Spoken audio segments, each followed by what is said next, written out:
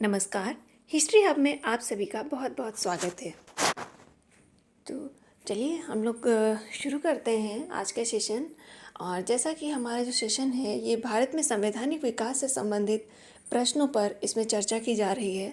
तो इसी क्रम में हम लोग कुछ अन्य प्रश्नों पर चर्चा करते हैं और संवैधानिक विकास को अच्छी तरह से समझने का प्रयास करते हैं। तो चलिए शुरू करते हैं आज का सेशन। और सेशन से संबंधित पहला प्रश्न ये रहा, किस एक्ट के द्वारा ईस्ट इंडिया कंपनी का व्यापारिक एकाधिकार पूर्णतः समाप्त कर दिया गया। अब यहाँ पे देखिए कि यहाँ पे क्या कह रहा है प्रश्न में कि पूर्णतः समाप्त कर दिया गया। तो ये जो व्यापारिक एकाधिकार पूर्णतः समाप्त कर दिया गया था वो समाप्त किया गया था चार्टर एक्ट 1833 के द्वारा।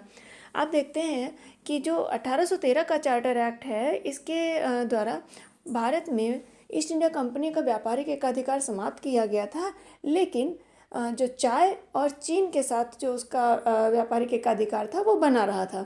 लेकिन 1833 के अधिनियम में आकर के ये चाय का और चीन के साथ व्यापार पर जो एकाधिकार था वो भी समाप्त कर दिया गया। तो इस प्रश्न का सही उत्तर है बी, चार्टर एक्ट 1833। चलिए आगे बढ़ते हैं, अगले प्रश्न को देखते हैं। अगला प्रश्न है, 1833 के अधिनियम में कौन सा प्रावधान शामिल नहीं था। अब यहाँ पर 4 प्रावधान आपको दिख रहे हैं। इनमें से आपको ये बताना है कि इनमें से कौन सा ऐसा प्रावधान है जो 1833 के अधिनियम में शामिल नहीं था। तो देखिए, पहला है ईस्ट इंडिया कंपनी का व्यापारिक एकाधिकार पूर्णतः समाप्त, बिल्कुल था। दूसरा है बंगाल का गवर्नर जनरल अब भारत का गवर्नर जनरल कहलाएगा, बिल्कुल ये प्रावधान था। और इसी क्रम में आप देखते हैं कि 1833 का ये जब चार्टर एक्ट आता है और इस क्रम में विलियम बेंटिंक जो है वो भारत का प्रथम गवर्नर जनरल बनता है। और विलियम बेंटिंक के संदर्भ में क्या याद रखना है कि विलियम बेंटिंक बंगाल का अंतिम गवर्नर जनरल है और भारत का प्रथम गवर्नर जनरल विलियम बेंटिंक बना। तो यहाँ पर ये भी बिल्कुल सही है कि बंगाल का गवर्नर जनरल अब भारत का गवर्नर जनरल कहलाएगा। और नेक्स्ट है गवर्नर जनरल की कार्यकारिणी में एक विधि सदस्य जोड़ा गया, बिल्कुल सही है। आप देखते हैं कि 1833 के चार्टर एक्ट के तहत ही एक विधि सदस्य को जोड़ा जाता है। हालांकि ये विधि सदस्य जो है ये पूर्णकालिक सदस्य नहीं होता है कार्यकारिणी का। वो सिर्फ जब कार्यकारिणी गवर्नर जनरल उसकी कार्यकारिणी जब किसी कानूनी मामले पर कोई डिस्कशन करते थे तब विधि सदस्य वहाँ पर उपस्थित रहता था। तो कार्यकारिणी में एक विधि सदस्य जोड़ा गया इस एक्ट के तहत, बिल्कुल सही है। प्रतिवर्ष 1 लाख रुपए शिक्षा पर खर्च करने का प्रावधान किया गया, ये गलत है। और ये गलत है इसीलिए यही इस प्रश्न का सही जवाब है, क्योंकि यहाँ पे पूछा जा रहा कौन सा शामिल नहीं था। आप देखते हैं प्रतिवर्ष 1 लाख रुपए शिक्षा पर खर्च करने का जो प्रावधान किया गया था ये प्रावधान किया गया था 1813 के चार्टर एक्ट में। तो यही यहाँ पर गलत है और इसमें यही पूछा भी जा रहा है कि कौन इसमें शामिल नहीं था, तो ये प्रावधान इसमें शामिल नहीं था। तो इसलिए इस प्रश्न का सही उत्तर हो जाएगा डी। जो डी विकल्प है ये इस प्रश्न का सही जवाब होगा, ये शामिल नहीं था प्रावधान में। चलिए आगे बढ़ते हैं, अगले प्रश्न को देखते हैं। अगला प्रश्न है, किस एक्ट में दासों की दशा सुधारने का निर्देश दिया गया था। तो जो दास हैं जो भारत में, तो उनकी दशा सुधारने का जो निर्देश दिया गया था ये 1833 के चार्टर एक्ट में दिया गया था।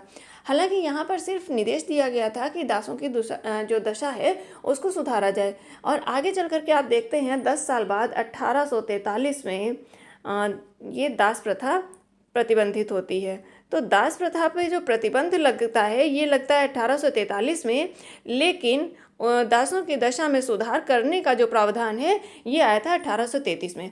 तो इस प्रश्न का सही जवाब है 1833। अगर आपसे पूछता है दासों की दशा सुधारने का निर्देश कब दिया गया, 1833 में। यहीं पे ये भी ध्यान रखना है कि अगर आपसे प्रश्न पूछा जाए कि दास प्रथा कब प्रतिबंधित की गई, तो दास प्रथा प्रतिबंधित की गई 1843 में। और उस समय जो गवर्नर जनरल था वो था लॉर्ड एलनबरो। तो एलनबरो के कार्यकाल में दास प्रथा जो है प्रतिबंधित की गई थी, लेकिन सर्वप्रथम सुधारने का जो निर्देश दिया गया था 1833 में दिया गया था। तो इस प्रश्न का सही जवाब है ए, 1833। चलिए नेक्स्ट क्वेश्चन देखते हैं। नेक्स्ट क्वेश्चन है, किस अधिनियम के द्वारा कानून बनाने की शक्ति का केंद्रीकरण कर दिया गया। तो कानून बनाने की शक्ति का केंद्रीकरण का मतलब ये हुआ कि अभी तक देखिए क्या था कि बंगाल प्रेसिडेंसी थी उसे मद्रास और बम्बई प्रेसिडेंसी पे सर्वोच्चता प्रदान की गई थी। और जो बम्बई और मद्रास प्रेसिडेंसीज थी ये अपनी प्रेसिडेंसीज में कानूनों का कानून निर्माण कर सकती थी। लेकिन 1833 के एक्ट में ये प्रावधान किया गया कि अब जो गवर्नर जनरल है बंगाल का, वो चूँकि पूरे भारत का गवर्नर जनरल कहा जाएगा, इसलिए पूरे भारत में जो कानून बनाए जाएंगे वो कानून बनाने का अधिकार किसको होगा? गवर्नर जनरल को होगा, भारत के गवर्नर जनरल को होगा। और इसी क्रम में इसको हम मानते हैं कि जो कानून बनाने की शक्ति का केंद्रीकरण कर दिया गया, क्योंकि अब एक केंद्र से कानून बनाए जाने लगे। एक ही व्यक्ति, एक ही संस्था जो आपका कानून निर्माण कर रही है, तो इसका मतलब अब क्या हो गया कि उस कानून बनाने की शक्ति का केंद्रीकरण हो गया। और इसी क्रम में एक विधि सदस्य की भी नियुक्ति होती है गवर्नर जनरल की कार्यकारिणी में, जैसा कि आपने देखा कि एक विधि सदस्य नियुक्त किया गया है इस एक्ट के तहत। तो इस प्रश्न का जो सही जवाब है 1833 है। 1833 के चार्टर एक्ट के तहत ही कानून बनाने की शक्ति का केंद्रीकरण कर दिया गया था। तो इस प्रश्न का सही जवाब है सी, 1833। आगे चलते हैं, अगले प्रश्न को देखते हैं। अगला प्रश्न है, गवर्नर जनरल की कार्यकारिणी में प्रथम विधि सदस्य कौन बना? तो जो गवर्नर जनरल, अब चूँकि गवर्नर जनरल को पूरे भारत के लिए कानून बनाने थे, तो अब उसे एक कानूनी सलाहकार की आवश्यकता पड़ी। तो वो जो प्रथम विधि सदस्य, प्रथम कानूनी सलाहकार बना गवर्नर जनरल की कार्यकारिणी में, वो बना मैकाले। तो मैकाले को ही प्रथम विधि सदस्य बनने का गौरव प्राप्त है। तो इस प्रश्न का सही जवाब है बी, मैकाले।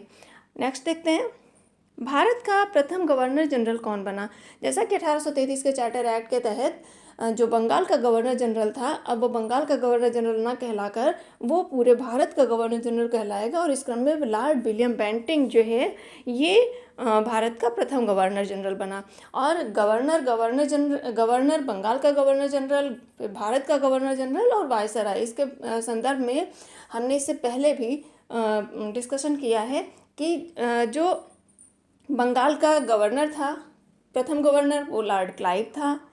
फिर बंगाल का प्रथम गवर्नर जनरल वारेन हेस्टिंग्स था। और भारत का प्रथम governor general Lord William Bentinck बना, जबकि भारत का प्रथम वायसराय लॉर्ड कैनिंग बना। तो ये चारों नाम, चारों संदर्भ बहुत महत्वपूर्ण हैं, चारों को हमें याद रखना है। ठीक है, तो इस प्रश्न का सही जवाब है B, William Bentinck. William Bentinck ही भारत का प्रथम गवर्नर जनरल बना। चलिए नेक्स्ट क्वेश्चन देखते हैं। नेक्स्ट है, पहला विधि आयोग कब गठित किया गया? तो जब 1833 के एक्ट में एक सलाहकार विधि सदस्य की नियुक्ति हुई, और अब जो भारत का गवर्नर जनरल था, चूँकि वो पूरे भारत के लिए कानून बनाएगा, तो अब ज़रूरत पड़ी कि कानूनों को संहिताबद्ध किया जाए। तो जब कानूनों को संहिताबद्ध करने की आवश्यकता महसूस हुई, तब फिर विधि आयोग का गठन किया गया। तो जो प्रथम विधि आयोग है वो 1834 में गठित हुआ। और साथ ही साथ आपको ये भी ध्यान रखना है कि ये किसकी अध्यक्षता में गठित हुआ? तो ये मैकाले की अध्यक्षता में गठित हुआ। तो प्रथम विधि आयोग 1834 में मैकाले की अध्यक्षता में गठित हुआ। और ऐसे कई सारे आयोग गठित हुए और फाइनली जाकर के 1861 में आईपीसी बनती है। तो इस प्रश्न का सही जवाब है ए, 1834। चलिए नेक्स्ट क्वेश्चन देखते हैं।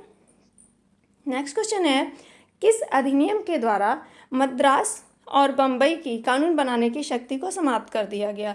तो आप देखते हैं ना, 1833 के अधिनियम के द्वारा जो कानून बनाने की शक्ति है उसका केंद्रीकरण कर दिया जाता है। यानी कि अब भारत के लिए, पूरे भारत के लिए जो कानून बनाने का अधिकार होगा वो किसको होगा? गवर्नर जनरल को।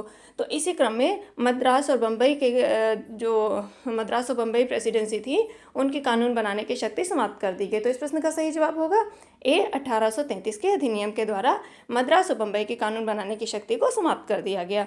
चलिए नेक्स्ट क्वेश्चन देखते हैं।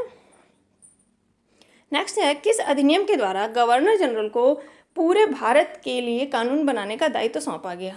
तो अभी चर्चा हो चुकी है, किस अधिनियम के द्वारा? 1833 के अधिनियम के द्वारा। चलिए नेक्स्ट क्वेश्चन देखते हैं। नेक्स्ट है, ईस्ट इंडिया कंपनी का चाय और चीन के साथ व्यापारिक एकाधिकार कब समाप्त कर दिया गया? किसके साथ पूछ रहा है? चाय और चीन के साथ। तो ये एकाधिकार कब समाप्त कर दिया गया? 1833 में। अब देखते हैं कि 1813 में जब ईस्ट इंडिया कंपनी का व्यापारिक एकाधिकार समाप्त किया गया था, तब उसको चाय और चीन के साथ व्यापारिक एकाधिकार प्राप्त रहा था। और चाय और चीन के साथ जो व्यापारिक एकाधिकार समाप्त हुआ है वो 1833 में समाप्त हुआ है। तो इस प्रश्न का सही जवाब है बी, 1833। और यहाँ पर आके ये आपका 10वां प्रश्न है, और यहाँ पर आकर के प्रश्न पूरे हो जा रहे हैं। और इस सेशन में जो चर्चा की गई है विशेष रूप से 1833 के चार्टर एक्ट के ऊपर चर्चा की गई है। और 1833 के चार्टर एक्ट से बनने वाले जितने भी प्रश्न अब तक बने हैं या संभावना है बनने की, तो वो सभी प्रश्नों पर यहाँ पर चर्चा की गई है। आशा करते हैं कि आपको 1833 का चार्टर एक्ट बहुत अच्छी तरह से समझ में आ गया होगा। मिलते हैं इसी तरह के अगले सेशन में कुछ अन्य शानदार प्रश्नों के साथ में, और किसी अन्य अधिनियम को हम लोग अच्छे से समझने का प्रयास करते हैं। इसी के साथ बहुत बहुत धन्यवाद। Thanks a lot.